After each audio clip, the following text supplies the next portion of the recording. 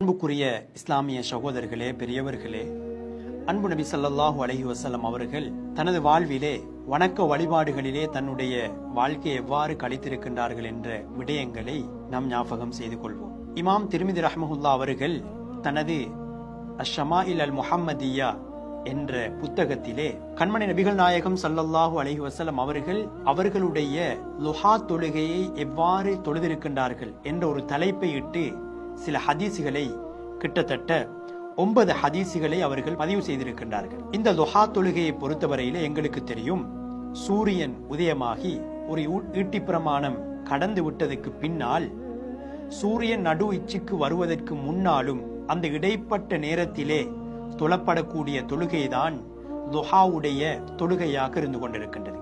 அன்பு நபி ஸல்லல்லாஹு அலைஹி வஸல்லம் அவர்கள் இந்த தொழுகையை எப்போதும் தொழுது வந்திருக்கின்றார்கள் என்பது எங்களுக்கு ஹதீசுகள் ஊடாக விளங்குகின்றது. இமாம்கள் இந்த துஹாவுடைய தொழுகை ஏன் ஷரீஅத்தாக ஆக்கப்பட்டிருக்கின்றது, மார்க்கமாக ஆக்கப்பட்டிருக்கின்றது என்பதற்கு ஒரு நுட்பத்தை சொல்லுகின்றார்கள். அதாவது, ஒரு அடியான் சுபஹ் தொழுகையை தொழுதுவிட்டால் அடுத்த ஃபர்லான தொழுகை லுஹருடைய தொழுகை வரும் வரைக்கும் மிக நீளமான ஒரு நேரம் அங்கு காணப்படுகின்றது. ஒரு அடியான் இபாதத்துக்களை விட்டும் மிக நீளமான நேரம் தூரமாக இருக்கக்கூடாது, அவன் எந்த நேரமும் அல்லாஹுடைய சிந்தனையிலே இருக்க வேண்டும் என்பதற்காக வேண்டித்தான் இந்த லுஹாவுடைய தொழுகை ஷரீஅத்தாக ஆக்கப்பட்டிருக்கின்றது என்ற ஒரு விடயத்தை இமாம்கள் தெளிவுபடுத்துகின்றார்கள். எனவே அன்புக்குரிய இஸ்லாமிய சகோதரர்களே, பெரியவர்களே, அன்பு நபி ஸல்லல்லாஹு அலைஹி வஸல்லம் அவர்கள் தனது வாழ்விலே இந்த துஹாவுடைய தொழுகையை தொழுது வந்திருக்கின்றார்கள். அனஸ் இப்னு மாலிக் ரலியல்லாஹு தஆலா அன்ஹு அவர்கள் சொல்லக்கூடிய ஹதீஸை இமாம் திர்மிதி ரஹ்மஹுல்லாஹ் அவர்கள் பதிவு செய்திருக்கின்றார்கள்.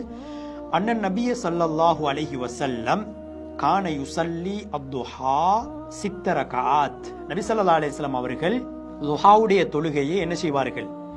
6 ரக்அத்துக்களாக தொழக்கூடியவர்களாக இருந்தார்கள் என்பதை அனஸ் இப்னு மாலிக் ரலியல்லாஹு அன்ஹு அவர்கள் அறிவிக்கின்றார்கள். அதே போன்று இன்னும் ஒரு ஹதீஸ் உம்முஹானி ரலியல்லாஹு தஆலா அன்ஹு அவர்கள் அறிவிப்பு செய்யக்கூடியது, அன்ன ரசூலுல்லாஹி ஸல்லல்லாஹு அலைஹி வஸல்லம் தஹல பைத்தஹா யௌம ஃபத்ஹி மக்கா. ஸல்லல்லாஹு அலைஹி வஸல்லம் அவர்கள் ஃபத்ஹு மக்காவுடைய தினத்திலே உம்முஹானி ரலியல்லாஹு அன்ஹா அவர்களுடைய வீட்டுக்கு நுழைந்தார்கள். ஃபக்தஸல, குளித்துக் கொண்டார்கள். ஃபஸப்பஹ 8 ரக்அத்தின் மா ரஅய்துஹு ஸல்லல்லாஹு அலைஹி வஸல்லம் ஸல்லா ஸலாத்தன் கத்து அஹஃப மின்ஹா غير أنه كان يتم الركوع والسجود. இந்த ஹதீஸிலே ஸல்லல்லாஹு அலைஹி வஸல்லம் அவர்கள் துஹாவுடைய இந்த தொழுகையை 8 ரக்அத்துக்களாக தொழுதிருக்கின்றார்கள் என்பதை உம்முஹானி ரலியல்லாஹு அன்ஹா அவர்கள் சொல்லி காட்டுகின்றார்கள். எனவே அன்புக்குரிய இஸ்லாமிய சகோதரர்களே, பெரியார்களே, இந்த ஹதீஸிலே உம்முஹானி ரலியல்லாஹு அன்ஹா சொல்கின்றார்கள், 8 ரக்அத்தை தொழுதார்கள், அவசரமாக தொழுதார்கள் என்றாலும் ருக்கூஐயும் சுஜூதையும் பரிபூரணமாக பூர்த்தியாக தொழுதிருக்கின்றார்கள் என்பதை அவர்கள் சொல்லி காட்டுகின்றார்கள். இந்த ஹதீஸை பொறுத்தவரையிலே நான் குறிப்பிட்ட இந்த 2 ஹதீசுகளையும் வைத்து உலமாக்கள் சொல்லி காட்டுகின்றார்கள். இதே போன்று இன்னும் சில ஆயிஷா ரலியல்லாஹு அன்ஹா அவர்கள் அறிவிக்கக்கூடிய சில ஹதீசுகளையும் வைத்து உலமாக்கள் சொல்கின்றார்கள். இந்த துஹாவுடைய தொழுகையை பொறுத்தவரையிலே அது ஒரு சுன்னத்தான தொழுகை. ஸல்லல்லாஹு அலைஹி வஸல்லம் அவர்கள் தொழுது வந்திருக்கின்றார்கள். அந்த தொழுகையினுடைய ரக்அத்துக்களுடைய எண்ணிக்கை விடயத்திலே உலமாக்கள் வித்தியாசமாக சொல்லியிருக்கின்றார்கள். சில போது ஸல்லல்லாஹு அலைஹி வஸல்லம் அவர்கள் 2 ரக்அத்தாக தொழுதிருக்கின்றார்கள். இன்னும் சில போது அது குறைந்த அளவு. இன்னும் சில போது 4 ரக்அத்துக்களாக தொழுதிருக்கின்றார்கள். அது ஒரு நடுநிலையான அளவு என்று உலமாக்கள் தெளிவுபடுத்துகின்றார்கள். மூன்றாவது ஸல்லல்லாஹு அலைஹி வஸல்லம் அவர்கள் 6 ரக்அத்துக்களாகவும் இதனை தொழுதிருக்கின்றார்கள்.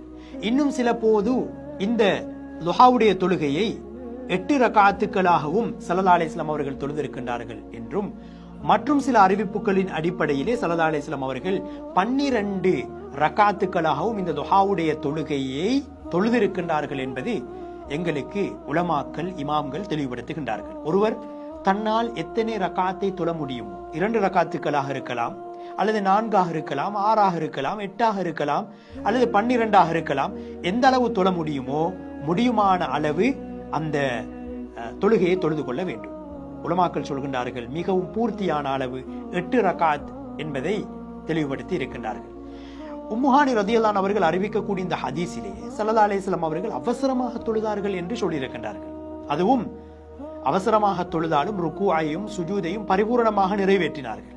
அதாவது அந்த ஃபத்ஹு மக்கா, மக்காவுடைய வெற்றி கிடைக்கக்கூடிய சந்தர்ப்பத்திலே ஸல்லல்லாஹு அலைஹி வஸல்லம் அவர்களுக்கு பல அலுவல்கள் இருந்திருக்கும், பல விடயங்கள், பல காரியங்கள், பல வேலை சோழிகள் இருந்திருக்கும். அப்படியான விடயங்களிலே ஸல்லல்லாஹு அலைஹி வஸல்லம் அவர்கள் செல்ல வேண்டும், செய்ய வேண்டும், கலந்து கொள்ள வேண்டும் என்பதற்காக அந்த நேரத்திலே ஸல்லல்லாஹு அலைஹி வஸல்லம் அவர்கள் சுருக்கமாக என்ன செய்திருப்பார்கள், தொழுதிருப்பார்கள். அதுவும் 8 ரக்காத்துக்களை ஸல்லல்லாஹு அலைஹி வஸல்லம் அவர்கள் தொழுதிருக்கின்றார்கள்.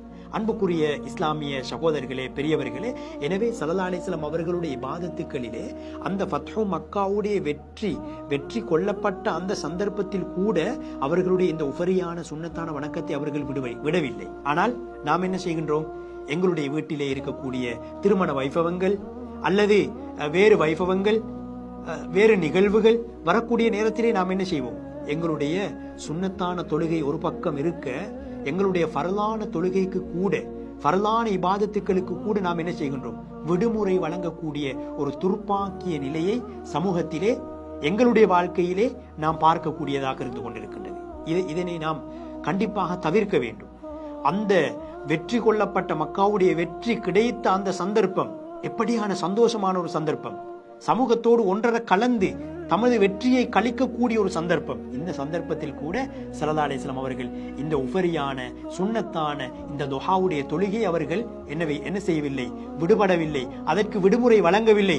ஓடோடி வந்து அந்த தொழுகையை உம்மு ஹானி ரதியல்லாஹு அவர்களுடைய வீட்டுக்குள்ளே நிறைவேற்றி விட்டு அவர்களுடைய அடுத்த காரியங்களுக்கு, அலுவல்களுக்கு ஸல்லல்லாஹு அலைஹி வஸல்லம் அவர்கள் சென்றிருக்கின்றார்கள் என்பது இந்த ஹதீசுகள் எங்களுக்கு தெள்ள தெளிவாக சொல்லி காட்டுகின்றது. எனவே அன்புக்குரிய இஸ்லாமிய சகோதரர்களே, பெரியவர்களே, தாய்மார்களே, நேர்களே, நாம் என்ன செய்ய வேண்டும் என்றால் எங்களுடைய வாழ்க்கையிலும் மாற்றத்தை கொண்டு வர வேண்டும். இந்த ரபியுல் அவ்வல் மாதத்திலே ஒவ்வொரு விடயமாக நாம் பார்க்கின்றோம். இது ஸல்லல்லாஹு அலைஹி வஸல்லம் அவர்களுடைய துஹா தொழுகை. நான் வளமையாக 2 ரக்காத் தொழுகின்றேன் என்றால் அந்த துஹாவுடைய தொழுகையை முடியுமான அளவு நான் 4 ரக்காத்தாக மாற்றிக்கொள்ள அல்லது 6 அல்லது 8 ரக்காத்துக்களாக மாற்றிக்கொள்ள அவர் முயற்சிக்க வேண்டும். ஒருவர் 4 தொடர்ச்சியாக செய்கின்றாரா அல்லது 8 ரக்காத்தை தொழுகின்றாரா, தொடர்ச்சியாக அதனை செய்து கொள்வதற்கு நாம் முயற்சிக்க வேண்டும். அல்லாஹு தஆலாவுக்கு விருப்பமான இபாதத்துக்களிலே ஸல்லல்லாஹு அலைஹி வஸல்லம் அவர்கள் சொல்லி காட்டினார்கள், அஹப்புல் அமாலி இலல்லாஹி அதுவமுஹா வ இன் கல்ல. குறைவான இபாதத்தாக இருந்தாலும், வணக்கமாக இருந்தாலும், தொடர்ச்சியாக ஒரு அடியான் செய்வானாக இருந்தால் அது அல்லாஹு தஆலாவுக்கு மிகவும் விருப்பமானது என்பதை ஸல்லல்லாஹு அலைஹி வஸல்லம் அவர்கள் சொல்லி காட்டியிருக்கிறார்கள். ஒருவர் துஹாவுடைய தொழுகை 2 ரக்காத்தாக தொழுகின்றாரா, பரவாயில்லை, தொடர்ச்சியாக நாம் செய்வோம். 4 தொழுகின்றாரா, பரவாயில்லை, பிரச்சனை இல்லை, தொடராக நாம் செய்வதற்கு என்ன செய்ய வேண்டும்? முயற்சிக்க வேண்டும். எனவே நாம் ஒவ்வொருவரும் எங்களுடைய இந்த யாருடைய வாழ்க்கையிலே துஹாவுடைய தொழுகையை வழக்கப்படுத்தி கொள்ளவில்லையோ அல்லது தொழுவதற்கான சந்தர்ப்பத்தை எடுத்துக்கொள்ளவில்லையோ, இதுவரைக்கும் யார் தொழாமல் இருக்கின்றோமோ அவர்கள் கட்டாயமாக இந்த துஹாவுடைய தொழுகையை நிறைவேற்றுவதற்கு நாம் முயற்சிக்க வேண்டும்.